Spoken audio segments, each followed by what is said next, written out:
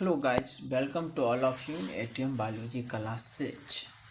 आज से हम नीट के लिए तैयारी शुरू कर रहे हैं और हम यहाँ पे नीट क्रैश कोर्स स्टार्ट कर रहे हैं, जहाँ पर फर्स्ट चैप्टर जीवों में जनन है। तो इसमें हमें इस चैप्टर में जो टॉपिक है उसमें मुख्यतः अलैंगिक जनन तथा लैंगिक जनन के बारे में अध्ययन करेंगे। तो चलिए हम स्टार्ट करते हैं चैप्टर को। देखिए, हमारा एनसीईआरटी कह रहा है कि प्रत्येक जीव केवल कुछ निश्चित समय तक ही जीवित रह सकता है। अर्थात कोई भी जीव, जितना भी जीव होगा, सजीव जीव होगा, वो सब एक निश्चित समय तक, निश्चित अवधि तक ही जीवित रह सकता है। जैसे कि कौवा 15 साल तो तोता 140 वर्ष तक जीवित रह सकता है। हैं तो इसी प्रकार तितली 1 से 2 हफ्ते तक जीवित रहती हैं। तो वहीं मगरमच्छ 60 वर्ष तक जीवित रह सकते हैं। तो इसीलिए कहते हैं कि जितना भी जीव है वो सभी क्या रहते हैं, एक निश्चित समय तक ही जीवित रहते हैं, इससे ज़्यादा समय तक जीवित नहीं रह सकते हैं।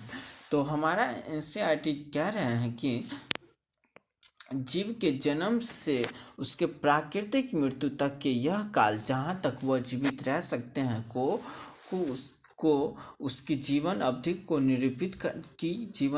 निरूपित करता। अर्थात जीव के जन्म से लेकर उसके प्राकृतिक मृत्यु तक के जो समय होगा वही उस जीव का जीवन अवधि कहलाएगा। जैसे देखिए, यहाँ पे एक हाथी है, देख रहे हैं, यहाँ पे एक हाथी है। जो क्या हुआ होगा, क्या एकाएक ये इतने दिन का हो गया होगा? ये हाथी एकाएक इतना बड़ा हो गया होगा? नहीं, ये हाथी पहले बहुत ही छोटा होगा, वो वृद्धि और विकास किया होगा, फिर उससे छोटे हाथी का, बड़े हाथी का निर्माण हुआ, बना होगा, फिर वो वृद्धि और विकास किया होगा और उससे उससे भी बड़े हाथी बना होगा। फिर जब बहुत ही ज़्यादा वो विकास किया होगा तब वो इतना बड़ा हाथी बना। उसके बाद क्या हुआ, जब यह हाथी इतना बड़ा बना तो कुछ समय तक ये वृद्धि और विकास करेगा और अंततः कुछ समय के बाद ये मर जाएगा।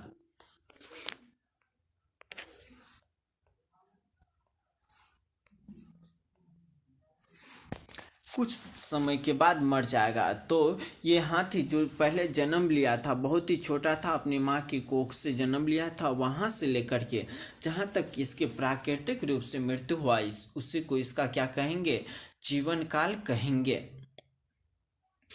चित्र 1.1 में कुछ जीवों की जीवन अवधि दिखाए गए हैं। बहुत से अन्य जीवों के चित्र प्रस्तुत किए गए हैं। इन चित्रों को देखकर इनके बारे में पता लगाकर दिए गए रिक्त स्थान में आपको उनके जीवन अवधि के बारे में लिखना है। चित्र 1.1 है, जिसमें हाथी हो जाएगा 60 से 90 साल लिखिए हाथी में। गुलाब में लिखना है 5 to 10 वर्ष। कुत्ता 20 साल। तितली दिया हुआ है, तितली 1 से 2 हफ्ते जिसका जीवन काल होता है। कौवा 15 वर्ष। केला 20 वर्ष। गाय 20 वर्ष। तोता 140 वर्ष। मगरमच्छ 60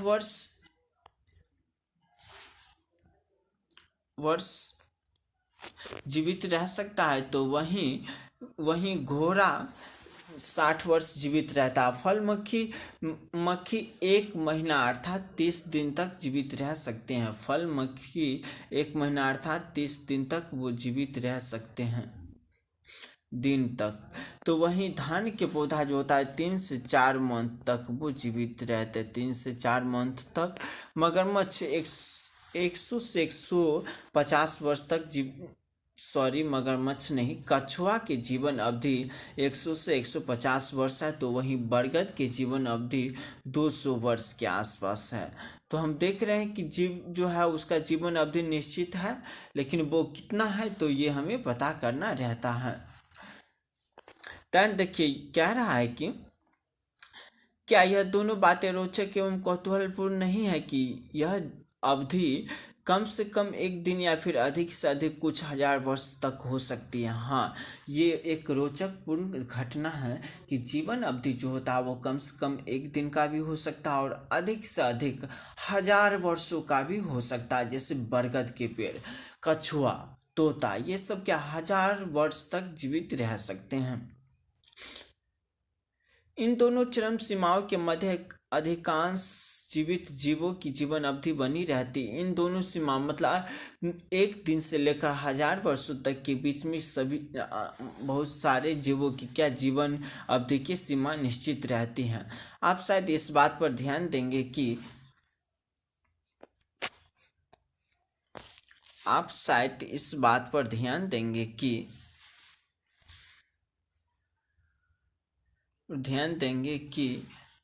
जीवन अवधि आप शायद इस बात पर ध्यान देंगे कि किसी जीव की जीवन अवधि का व्यापक रूप से आकार साइज से संबंध नहीं होता। कौवा और तोता के आकार में कोई अंतर नहीं होता, फिर भी इन दोनों की जीवन अवधि में बहुत अंतर होता है। एनसीईआरटी कह रहे हैं कि जितना भी जीव होते हैं वो उनके आकार और आकृति पे डिपेंड नहीं करता, अर्थात जीवन अवधि किसी जीव के जन्म से लेकर उसके प्राकृतिक मृत्यु तक का जो समय होगा वो जीव के आकार और आकृति पे डिपेंड नहीं करेगा। जैसे देखिए यहाँ पे एक कौवा है, जो उस कौवा और जब तोता को हम देखते हैं तो ये दोनों का साइज लगभग में सेम है, लेकिन इन दोनों के जीवन अवधि में बहुत ही ज़्यादा फर्क है। कौवा जो 15 वर्ष तक ही जीवित रह सकता है, वहीं तोता 140 वर्ष तक जीवित रहता है। अब देखिए हम एक कहानी आपको बताते हैं जिसके द्वारा हमें जीवन अवधि के बारे में कुछ समझना है। एक समय की बात है, कौवा और तोता आपस में झगड़ा कर रहा था। वो कह रहा था कि हम तुमसे अच्छे हैं, तो तोता कह रहा था कि हम तुमसे अच्छे हैं। हाथी के बच्चा वहीं पे खड़ा होकर के ये सब देख रहा था कि मतलब ये दोनों झगड़ा कर रहा है, आखिर क्यों कर रहा है झगड़ा। तो क्या हुआ, जब इन दोनों के बीच में झगड़ा बहुत ही ज़्यादा हो गया तो ये दोनों भगवान के पास गए।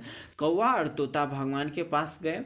उन्होंने कहा, भगवान जी, तो कौवा ने कहना शुरू किया, भगवान जी हम अच्छे हैं, क्योंकि हम क्या करते हैं, कचरा गंदगी को फैलाने का कार्य करते हैं, गंदगी को ख़त्म करने का कार्य करते हैं। तो वहीं तोता ने कहा, भगवान जी हम अच्छे हैं क्योंकि हम क्या करते हैं, लोगों को मनोरंजन करते हैं, मीठे मीठे आवाज़ में हम गीत गाते हैं और जिससे लोग मनोरंजित होते हैं और वो अपने काम अच्छा से करते हैं।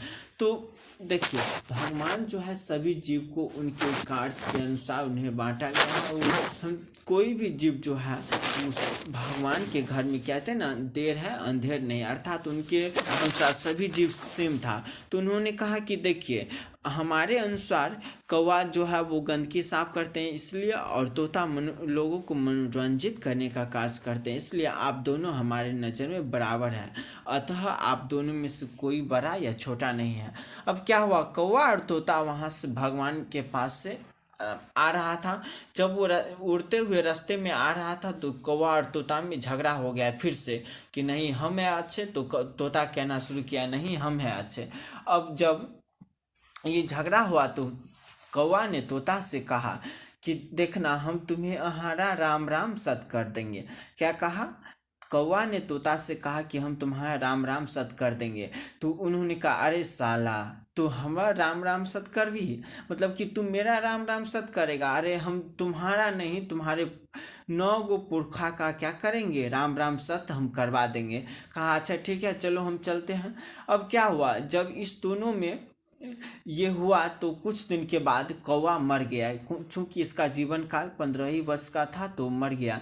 जब जैसे कि मानव में होता है ना कि जब कोई मर जाता है तो उसको बांस के चचरी पे उठा करके शमशान घाट ले जाता, इसी प्रकार ये तोता जब कौवा मरा तो उसको भी ले जा रहा था।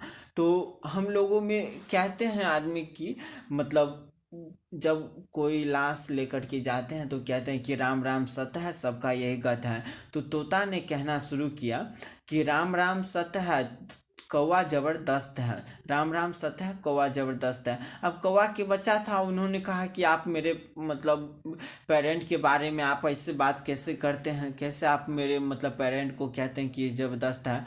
तब तोता ने बताया कि देखो, कुछ समय पहले की बात है कि तुम्हारे बाप से हमें झगड़ा हुआ था और वो क्या कर रहा था, बहुत ही ज़्यादा ज़बरदस्ती कर रहा था, इसलिए हम कह रहे हैं कि राम राम सत्य है और कौवा ज़बरदस्त है। तो ये सब जब हाथी के बच्चा देखा तो वो अपनी मम्मी के पास गया। उन्होंने अपनी मम्मी से पूछा कि मम्मी, कौवा और तोता का जीवन अवधि दोनों का एक समान है, दोनों का आकार और आकृति दोनों एक समान है, लेकिन फिर भी दोनों की जीवन अवधि जो है बहुत ही अलग अलग है। जहाँ कौवा 15 ही वर्ष तक जीवित रहता, वहीं तोता 140 वर्ष तक। आखिर के मतलब जीवन अवधि का संबंध किस चीज़ से हो सकता है? क्या आकार और आकृति से है?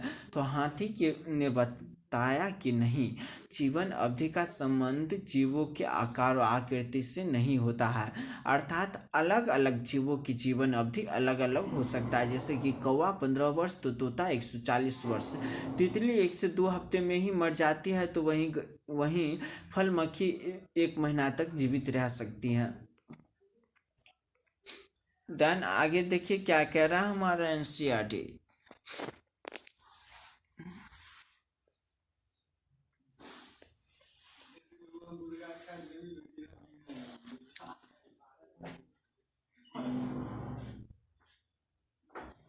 ठीक इसी प्रकार से आम के वृक्ष की जीवन अवधि पीपल के वृक्ष की तुलना में बहुत कम होती है। जीवन अवधि भले ही कितनी ही हो, परंतु प्रत्येक जीव की मृत्यु निश्चित होती है। परंतु प्रत्येक जीव की मृत्यु निश्चित है।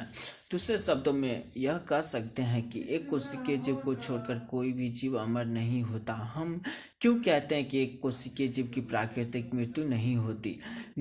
इस वास्तविकता को जानते हुए कि आपको आश्चर्य नहीं होता कि हजारों वर्षों से पृथ्वी पर पादपों तथा पशु पक्षियों की विभिन्न स्पीशीज की विशाल संख्या विद्यमान है।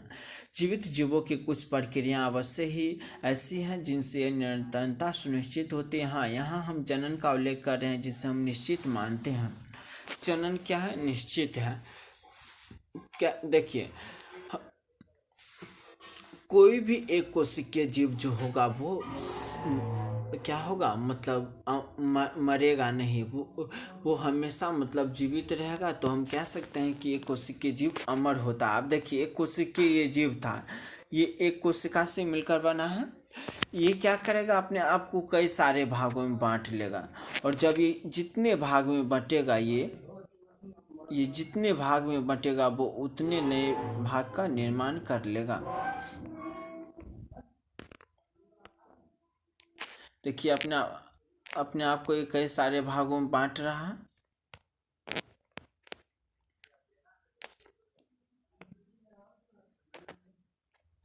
कई सारे भागों में बांट रहा है, और जितना बटा हुआ भाग होगा वो प्रत्येक भाग नए, ये भाग जो बटा हुआ भाग है, ये भाग जो है बटा हुआ, ये भाग जो बटा हुआ है, ये सब नए एक कोशिकीय जीव का निर्माण कर लेगा। इस प्रकार से देखते हैं कि एक जीव जो ये था, जो एक कोशिकीय जीव था, वो क्या किया, अपने आप को कई सारे भागों में बांट लिया, और इसका जो बटा हुआ भाग था, उसके जो शरीर का भाग था, वो भाग क्या किया, फिर से नए जीव का निर्माण कर लिया।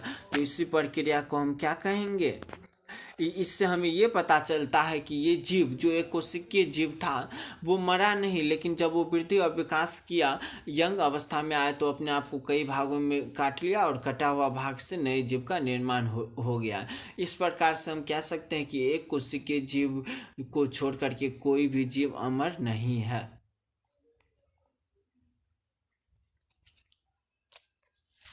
चलिए,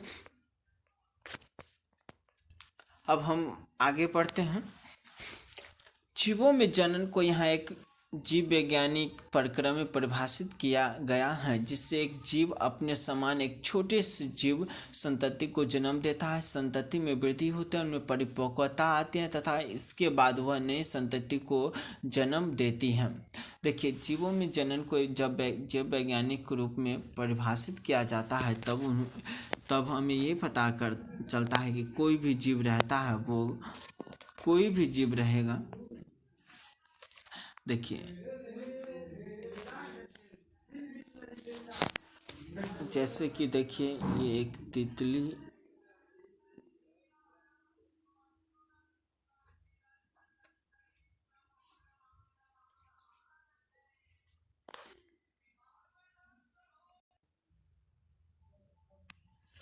हैं।